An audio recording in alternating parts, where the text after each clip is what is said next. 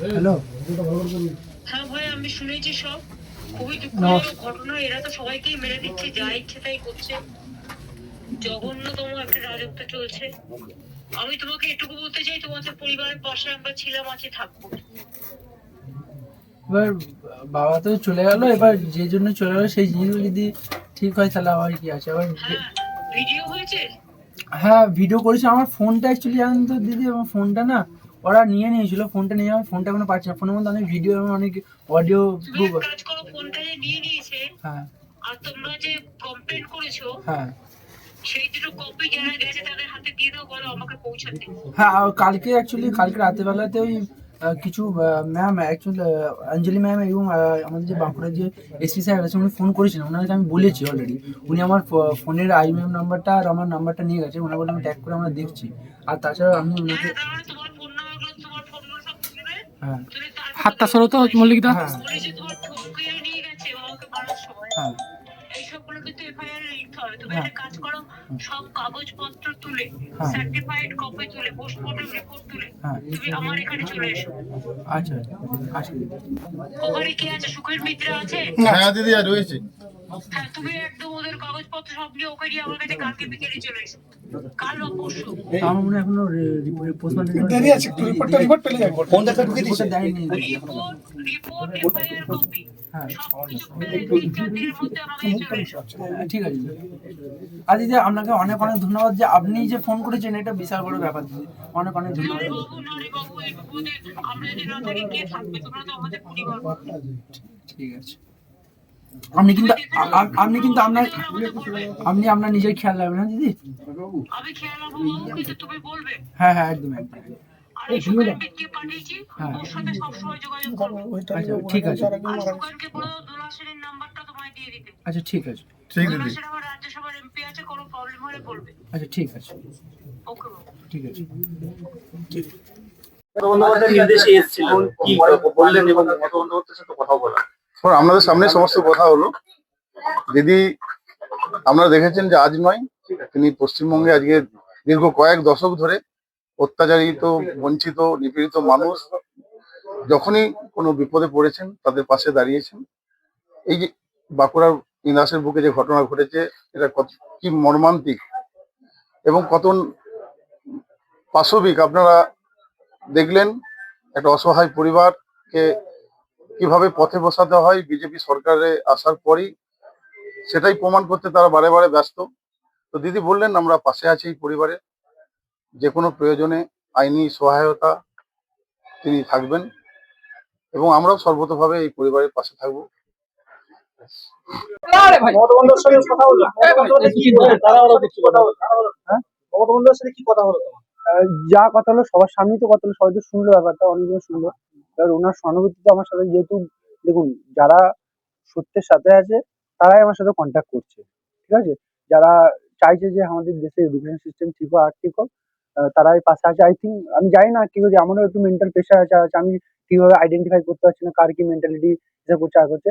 কিন্তু উনি যে ফোন করেছেন, দিদি যে আমাকে কিন্তু ফোন করেছে, এটা একটা বিশাল বড় ব্যাপার। যেহেতু উনি আমাদের রাজ্যের এক্স চিফ মিনিস্টার, সবাই জানে, ঠিক আছে। উনি যে খোঁজ খবর নিচ্ছে, এটা একটা বিশাল বড় ব্যাপার। কি আশ্বাস দিলেন? কি আশ্বাস দিলেন? উনি আশ্বাস দিলেন, উনি সবসময় যেভাবে আগেও পাশে ছিলেন, সবার পাশে পাশে মানুষের পাশে ছিলেন, এখনো সবার পাশে আছে, এখন আমারও পাশে আছে বলছেন। এখন উনি কি করছেন না করছেন সেটা তো আমি বলতে পারবো না, ঠিক আছে। উনি ওনার তরফ থেকে চেষ্টা করছেন না করছে, কিন্তু আমাদের যে মেন জিনিসটা যেটার জন্য আমার বাবা মারা গেল, স্কুল ঠিক করার ব্যাপার, ঠিক আছে। আই থিঙ্ক মনে হয় সেই বিষয়টা উনারও দেখা উচিত, উনিও দেখবেন হয়তো। একটু দেখা করতে বললো। হ্যাঁ হ্যাঁ, আমাকে দেখা করতে বললো, ম্যাম দেখা করতে বললো। কিন্তু এখন কি হবে না হবে সেটা তো বলা যাচ্ছে না গো। যখন হবে সেটা লাইভ আপডেট সবাই জানতে পারবে। দিদি আসতেন মমতা বন্দ্যোপাধ্যায়, কিন্তু ওনাকে তো বেরোতে দিচ্ছে না পুলিশ, বিভিন্নভাবে আটকে দিচ্ছে। সে দেখলেন কদিন আগে সে জানি স্বামী আক্কাল করেছে। যখন পাঠিয়ে আনা হয় প্রচুর মেরেছে, কিন্তু তখন আমার স্বামী বিচার পাইনি, এখনো পেল না। না, সে তো উনি কথা বলবেন আপনার সাথে। সেই সময়ও ধরুন এখানে তো অত্যাচার সিপিএম এর সময় অনেকটা হয়েছে। উনিও তো সিপিএম এর সময় আমাদের হয়ে বুক চিতিয়ে লড়াই করেছেন। সে তো আমি সব জানি, কারণ কিছুটা হলেও টিভিতে এখন আছে, টিভিতে দেখতাম, যেখানে ভোট হতো দিদির ইচ্ছে ভাষণ থাকতো সেখানে শুনতাম, ভালো লাগতো। কারণ ওনার কাছে আবেদনও করেছিলেন এই রাস্তাটার জন্য, উনি সেটা সম্মত দিয়েছিলেন, বলেন 78 লাখ টাকা না কত লাখ স্যাংশন হয়েছে, পোর্টাল চেক করে দেখো। আমার ছেলে চেকও করেছিল মনে হয় যতটা সম্ভব, কিন্তু সে তো রাস্তাও হয় না, টাকাও কিছু যায় না। রাস্তাটা এখনো হয়নি। না, দিদির সাথে কথা বলেছিলাম, কারণ দিদি সেটা এইখানটা করেছিল, আমাকে বললে যে কি বক্তব্য। আমি বলতে চাইছিলাম যে ম্যাপ অনুযায়ী রাস্তাটা হোক, কারণ অনেকে হলে হয়তো আমার ঘর সামনে পর্যন্ত দিবে, কিন্তু আমার মুখের কথাই নয়, ম্যাপে দেখুন যে রাস্তাটা কতটা, যে আদৌ রাস্তাটা হওয়ার যোগ্য নাকি। সব ভেরিফিকেশন করে যে নাম্বারটা দিয়েছিলাম ওই নাম্বারে ফোন করেছিলাম, এখন রেকর্ডটা চেক করলে পাবেন। দিয়ে তারপরে বললে যে হ্যাঁ স্যাংশন হয়ে গেছে, ওটাই চেক করে চলে এলাম। আমার ছেলেটার মানে তখন চলতে পারতো না, রিচ চলতে পারতো না। একবার দেখিয়েছিলাম, দিয়ে রাজি হয়েছিল, ডিএম থেকে এসেছিল, ডিএম এমনকি ডিএম অফিসারের নাম্বারটা আমার কাছে আছে আশা করি। দেখা করা হয় এই যে আমাদের ডিএম স্যার অ্যাকচুয়ালি এসেছিল, আমাদের একজন এখানে একজন ছিল। ভোটের কতদিন আগে? হ্যাঁ ভোটের কতদিন আগে? ভোটের কথা সে তো ওটা ডিসেম্বর মানে ভোট তখন হয়ই না, 2024 বলে ডিসেম্বরে 2024 এসেছিল।